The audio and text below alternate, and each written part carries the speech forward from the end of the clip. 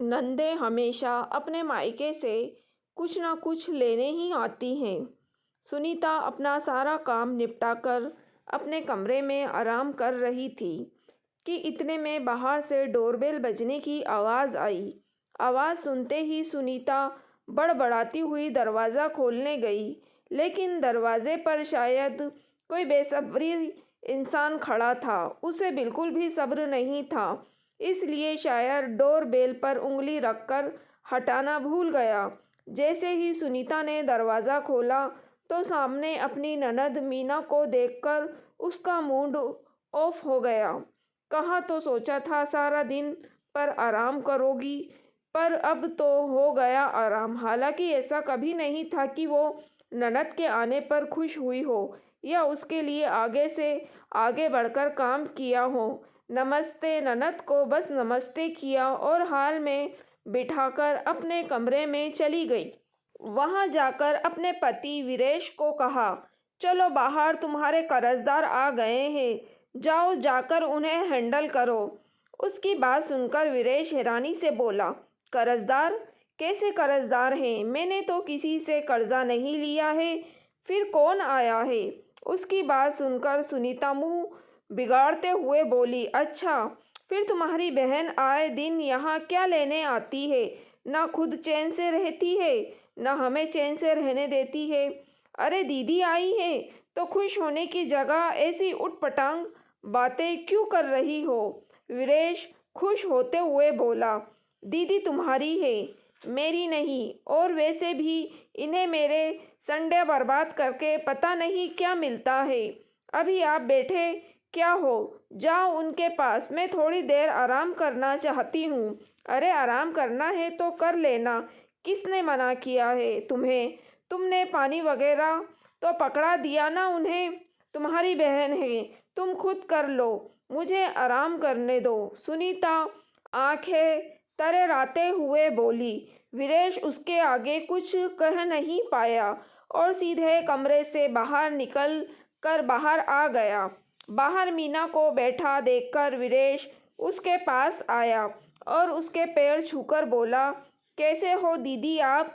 अकेले आए हो? गुड़िया को भी साथ ले आते। बस मैं ठीक हूँ, गुड़िया आज अपनी दादी के साथ मंदिर गई है। तू बता, तू कैसा है? मैं भी ठीक हूँ दीदी, आप बैठो ज़रा, मैं आपके लिए चाय पानी लेकर आया। मीना ने कुछ नहीं कहा। जानती थी कि उसका आना सुनीता को पसंद नहीं था, पर भाई के प्यार का मोह था, उस मोह में बंधी हुई थी, इसलिए हर महीने एक बार ज़रूर उससे मिलने आ जाती थी। मीना 15 साल की और वीरेश 10 साल का था जब मम्मी पापा की डेथ हुई थी। माँ बाप की मौत के बाद ताऊ जी ताई जी ने तो रखने से मना कर दिया। आखिर नाना नानी ने उन्हें अपने घर में शरण दी। वहाँ पर मामी को ये बात पसंद नहीं आई, इसलिए आए दिन घर में कलेश मचा देती। घर का अधिकतर काम भी मीना पर आ गया था। जैसे तैसे मीना की स्कूली शिक्षा पूरी हुई तो एक प्राइवेट स्कूल में प्राइमरी टीचर के तौर पर काम करने लगी। अब डिग्री तो थी नहीं, इसलिए सैलरी भी उतनी नहीं थी, पर जो भी था स्वाभिमान को बचाने के लिए काफ़ी था और बस एक सपना के अपने भाई को पैरों पर खड़ा कर दे। पर इधर तो उसकी मामी ने उसकी शादी की ही लगा दी। ऊपर से नानी भी चाहती थी कि उसके जीते जी ही मीना की शादी हो जाए तो बेहतर है। आखिर उन्हें मीना के लिए मनीष पसंद आया और मनीष के साथ उसकी शादी कर दी। मनीष एक मध्यवर्गीय परिवार का बेटा था जो राशन की दुकान चलाता था। इतना तो कमा ही लेता था कि अपना और अपने परिवार का पेट अच्छे से पाल ले। ऊपर से मीना भी टीचर थी। दोनों पति पत्नी मिलकर घर को अच्छे से संभाल रहे थे। इधर वीरेश की स्कूल पढ़ाई पूरी हो गई थी। वो इंजीनियरिंग करना चाहता था, पर इस दौरान नाना जी की मृत्यु हो गई। अब नानी तो खुद मामा मामी पर आश्रित हो गई थी। ऐसे में उसकी पढ़ाई का खर्चा कैसे निकलता? ऐसे में मीना ने वीरेश की पढ़ाई का जिम्मा उठाया था। उसके लिए मीना होम ट्यूशन तक लेने लगी थी। उसे अपने भाई को पैरों पर खड़े होते देखना था, इसलिए वो खूब मेहनत कर रही थी। पर उसे खुशी इस बात की थी कि मनीष और उसके सास-ससुर ने कभी उसे इसके लिए रोका नहीं, बल्कि मिलजुल कर सब घर संभालते थे। इस कारण वीरेश अपनी दीदी जीजाजी का बहुत सम्मान करता था और आखिर उसकी मेहनत रंग लाई। वीरेश पढ़ लिख कर इंजीनियर बन गया और एक मल्टीनेशनल कंपनी में जॉब करने लगा। वहीं उसे अपने साथ काम करने वाली सुनीता पसंद आ गई और उसने सुनीता से शादी कर ली। सुनीता तो मीना का घर पर आना बिल्कुल पसंद नहीं था।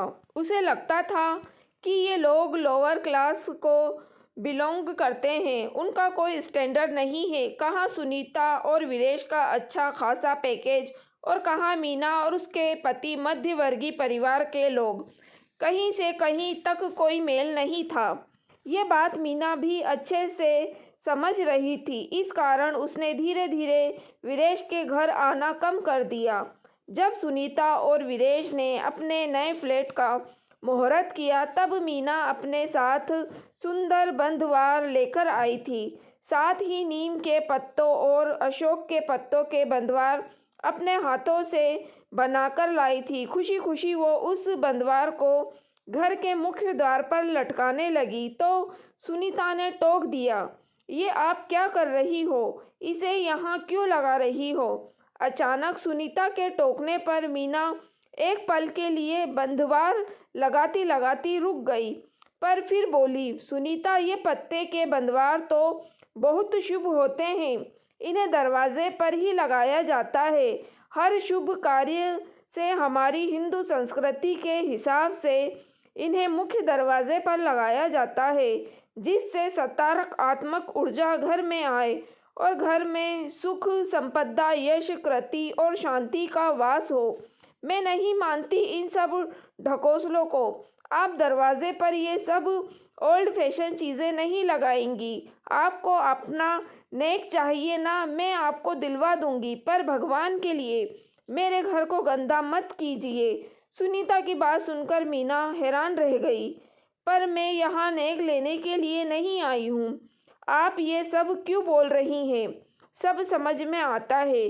कोई भी ननद अपना नेक नहीं छोड़ती। सभी इसी लालच में तो सब करती हैं। मीना कुछ कहने को हुई, तभी उसका ध्यान मनीष की तरफ गया। मनीष ने इशारे से बंधवार लगाने के लिए मना कर दिया। मीना ने उन बंधवार को मन महसूस कर वापस अपने बैग में रख लिया। जब ये बात गिरीश को पता चली तो दोनों वही रिश्तेदारों के सामने ही लड़ पड़े।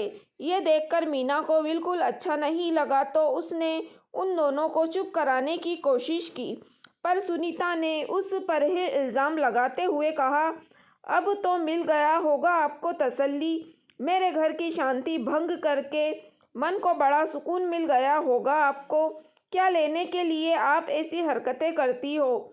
बेवजह मेरा जीना दूभर कर रखा है। इतना सब कुछ हंगामा हो जाने के बाद मनीष जी मीना को लेकर घर आ गए। उस दिन के बाद मनीष जी ने तो कभी भी उनके घर में कदम नहीं रखा, पर मीना तो भाई के प्यार से बंधी हुई थी, इसलिए अब हर महीने में एक बार ही आती थी।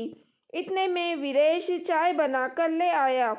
मीना ने चाय पी और थोड़ी बहुत इधर उधर की बातें की, वहाँ से रवाना हो गई। वीरेश अभी दरवाज़ा बंद करके हटा ही था कि इतने में सुनीता ने आकर कहा, आज क्या लेकर गई है तुम्हारी बहन यहाँ से?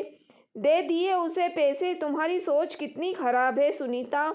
तुम्हें ये क्यों लगता है कि दीदी मुझसे लेने ही आती है, जबकि वो मेरे हाथ से तो 100 रुपये भी लेती नहीं। अरे जिसने हमेशा मुझे दिया ही है, वो मुझसे क्या लेकर जाएंगी?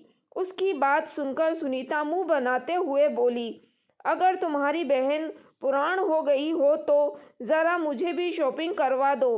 अब अगले हफ्ते मेरे भतीजे नोनू का मुंडन समारोह है, उसके लिए महंगे गिफ्ट तो लेकर जाऊंगी। वीरेश ने ज़्यादा कुछ जवाब नहीं दिया और शॉपिंग के लिए कुछ देर बाद रवाना हो गए। सुनीता अपने भतीजे के लिए सुंदर सुंदर गिफ्ट लेकर आ गई। अगले हफ्ते वो अपने भतीजे के मुंडन समारोह में अपने महंगे गिफ्ट के साथ पहुंची। मुंडन से पहले यज्ञ पूजन का आयोजन किया गया। सुनीता के मायके के रीति रिवाज के मुताबिक मुंडन में नोनू को अपनी बुआ की लाई हुई ड्रेस पहननी थी। सुनीता नोनू के लिए बहुत सुंदर ड्रेस लेकर भी आई थी, लेकिन ये क्या, उसकी भाभी ने अपने मायके से आई हुई ड्रेस अपने बेटे को पहना दी। ये देखकर सुनीता ने कहा, भाभी, मुंडन से पहले पूजन में भतीजा तो बुआ की लाई हुई ड्रेस पहनकर ही बैठता है, फिर आपने आपके मायके वालों की ड्रेस क्यों पहना दी। ये सुनकर उसकी भाभी ने कहा, अरे सुनीता, तुम क्यों नाराज़ हो रही हो। मेरी मम्मी कितनी सुंदर ड्रेस लेकर आई थी, मुझे बहुत अच्छी लगी, इसलिए मैंने नोनू को वो ड्रेस पहना दी। पर भाभी, रिवाज के मुताबिक तो नोनू को मेरी लाई हुई ड्रेस पहननी थी। मैं भी तो उसके लिए कितनी सुंदर ड्रेस खरीद कर लाई हूँ। सुनीता, क्यों बात का बतंगड़ बना रही हो। माना कि तुम भी ड्रेस लेकर आई हो, लेकिन मुझे तो मेरी मम्मी की लाई हुई ड्रेस ही पसंद आई है।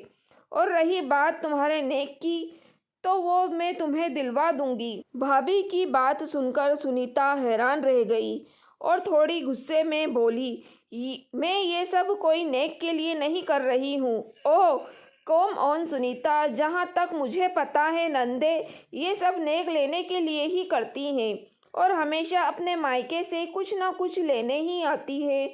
उस दिन तुमने ही तो अपनी ननद से कहा था जब वो अपने फ्लैट के इनॉग्रेशन में आई थी। सुनीता की भाभी तो ये बात कहकर अपने बच्चों को गोद में लेकर चली गई, पर सुनीता ये सब सुनकर शॉक रह गई। आखिर उसकी भाभी ने गलत भी क्या कहा था। उसने तो उसे आईना दिखाया था। उस दिन उसकी ननद जिस जगह खड़ी थी, आज वो भी उसी जगह पर खड़ी है।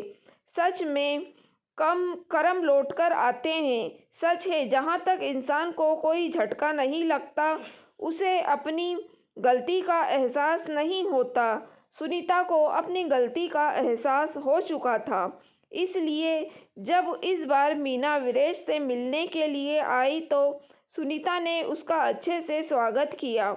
ये देखकर मीना के साथ साथ वीरेश भी हैरान था, क्योंकि वीरेश को तो नहीं पता था कि सुनीता के मायके में क्या हुआ था, लेकिन दोनों भाई बहन खुश थे। आखिर आज बहन का मायका आबाद जो हो गया था। दोस्तों, अगर आपको कहानी पसंद आई हो तो प्लीज़ आप मेरे चैनल वॉइस ऑफ नीलोफर को सब्सक्राइब ज़रूर कीजिएगा और मेरी वीडियो को लाइक और शेयर भी ज़रूर कीजिएगा। Thank you for watching.